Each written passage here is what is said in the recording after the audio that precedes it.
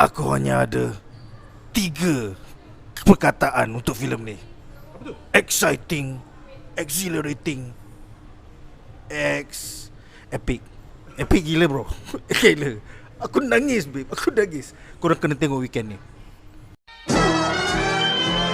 Hey, what is up my good people? Okay, aku dan Nick dan juga Alleef baru saja lepas menonton filem Deadpool and Wolverine melalui press screening, dan aku punya reaksi aku untuk filem ini adalah you guys are not ready. This is the multiverse of madness. Yeah. Aku rasa benda paling aku suka ni adalah akan spoil. So aku tak boleh nak cakap benda spoil, tapi aku bagi hint lah. It's not spoiler. We all know that this is filem Fox Studios yang pertama di bawah MCU. Kalau karakter Fox macam Fantastic Four, macam X-Men, banyak dah keluar kan. Dalam Doctor Strange dah keluar Reed Richards, dan lepas tu Professor X pun ada dalam Doctor Strange Multiverse of Madness, and then dalam The Marvel sebelum ni pun ada Beast. Ada a lot of karakter-karakter daripada Fox Universe lah, yang versi MCU. Tapi filem Deadpool and Wolverine ni adalah filem yang daripada Fox Universe tapi dimasukkan ke dalam dunia MCU, dan diorang retain the universe daripada Fox Universe tu. Maksudnya Deadpool 1, Deadpool 2 is still canon. It's still canon dalam dunia ni. If you all already watch Loki season 2, korang dah tahulah there's a lot of universe. There's no more just one secret timeline only. Dah ada branches of timeline apa semua. So this Deadpool is one of the branches of the timeline. Dan yang paling aku suka sekali, they give us a proper send off, a proper tribute, a proper homage for the old Fox Marvel film. Benda tu buat aku rasa macam tertangkapnya, merenggut jiwa aku. Aku rasa macam without X-Men, Fantastic Four, Blade, Daredevil, everything daripada Fox ni semua, there's no MCU. There is no MCU. Even Kevin Feige pun start as a producer from X-Men 2000. So yeah, respect your oldies. Dan filem ni berjaya bagi benda tu. So tu benda yang paling aku suka lah dalam filem ni. And most important, despite all the cameos, all the multiverse thing apa semua kan, benda yang macam bagi fan service, this is still a Deadpool movie. So yeah, best gila. Aku rasa macam they are still playing safe untuk filem ni, yang mana kita expect something yang akan ada connection with filem-filem dalam MCU, which is tak ada sangat dalam filem ni. Dia ada sebutlah pasal MCU, Secret Timeline, Loki lah apa semua kan, tapi dia tak ada progression untuk set up for the future film. So the connection tu tak ada. Maksudnya kalau kau nak expect something daripada Avengers Secret Wars ke, Avengers 5 ke, something yang macam will Deadpool join Avengers ke apa ke, you will not get it in here. Which is macam, maybe aku nitpicking, tapi this is satu permulaan lah. Even dia macam bagi aku this is a fresh start untuk zaman kegemilangan kembali MCU selepas kita dah dihadapkan dengan beberapa filem yang agak hambar, dengan TV series yang agak hambar. So Deadpool ni is really Marvel Jesus lah. Reset button. Yeah, so aku rasa walaupun dia tak ada progress in the multiverse saga, that's one of the problem dalam multiverse saga. Compared to Infinity Saga, setiap filem ada berkait dengan Infinity War, Endgame kan. Tapi yang multiverse saga, kau tengok banyak-banyak filem, dia tak banyak yang betul-betul connected to the future film. So maybe they trying to be like a standalone ke apa ke. So aku rasa, but yeah, it's just a nitpicking. Still good, still great. Aku rasa aku tak nak spoil lebih-lebih, but yeah, be careful what you wish for. Apa yang korang expect, apa yang korang tak expect, probably korang akan dapat. Tapi bagi aku, it's much more fun. On the cameo wise, it's much more fun than the Multiverse of Madness. Dan on the ridiculousness tu, daripada segi meta, memang dia dial up to 11 lah.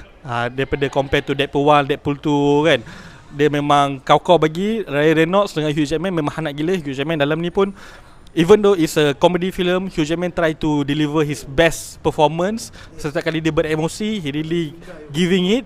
Dalam a few scenes yang ada intense scene, emotional scene, despite the jokes, dirty jokes, despite all the sarcasm and semua benda-benda yang merepek yang Deadpool cuba bawa dalam filem ni. So it's balance between Wolverine dengan Deadpool. So Deadpool is more like not taking it seriously, very meta jokes. Tapi and then lepas tu macam Wolverine trying to be like grounded, they trying to reason the situation and drama, everything. So it's a nice pairing, and I hope this is not the last time we see them together lah.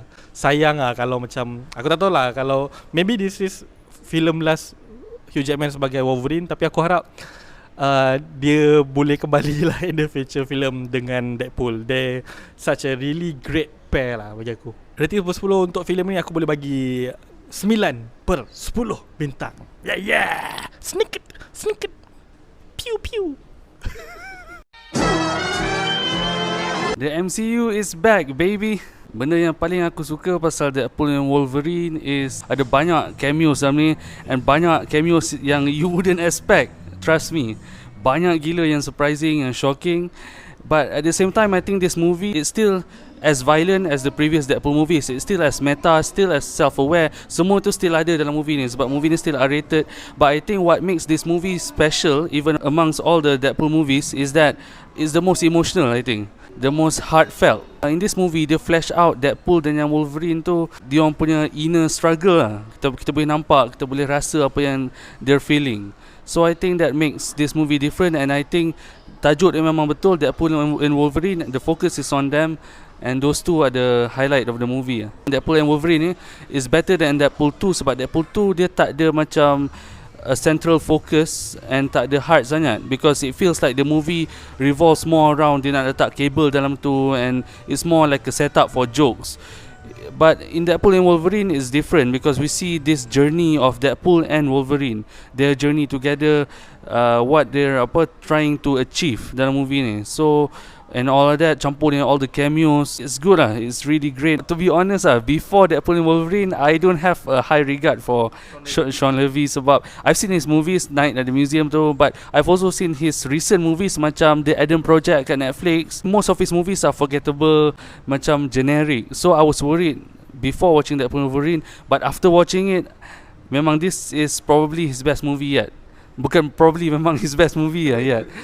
So but I'm not sure if it's just because of him or because of everyone involved. I think it's because of everyone juga, not just him. But I feel like this is his best movie, and it shows it shows in this movie. And I think this movie is probably one of the best since Endgame sebab I think it puts the multiverse in the multiverse saga. It feels the most, paling banyak, paling rasa macam the multiverse feeling is there, even more than Multiverse of Madness, even more than No Way Home. But yeah, ada juga a few flaws. I think one of them is the villain. Don't get me wrong, the villain is great. Emma Corrin is awesome as Cassandra Nova.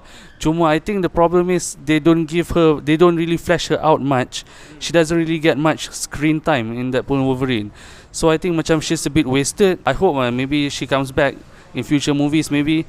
So this is the multiverse, we don't know And the other flaw I think is that Deadpool and Wolverine, dia tak move the MCU forward as much as I expected. The progression of the MCU tak bergerak sangat after Deadpool and Wolverine, sebab Kevin Feige pun dah hype this movie as like the beginning of the mutant era lah apa semua, but it doesn't really feel that way. It feels more self-contained. Impact dia kita tak nampak lagi So maybe in the future, maybe this weekend Comic Con, maybe we'll see the impact of this movie during Comic Con, and then during Captain America, which is the next movie coming from the MCU in February next year. I mean, this movie is still great. Cuma, yeah, it's a bit more self-contained, and I think it feels like a farewell to the Fox universe juga, a secret farewell movie to the 20th Century Fox Marvel punya movies. I won't spoil how, tapi it feels that way. My rating for Deadpool and Wolverine is 9 out of 10. Sekiranya anda enjoy menonton video ini, jangan lupa untuk like, share dan subscribe kepada BuzzPop TV untuk lebih banyak video-video yang berkaitan dengan pop culture daripada komik, TV, filem, mainan dan juga banyak lagi. Majulah fandom untuk negara.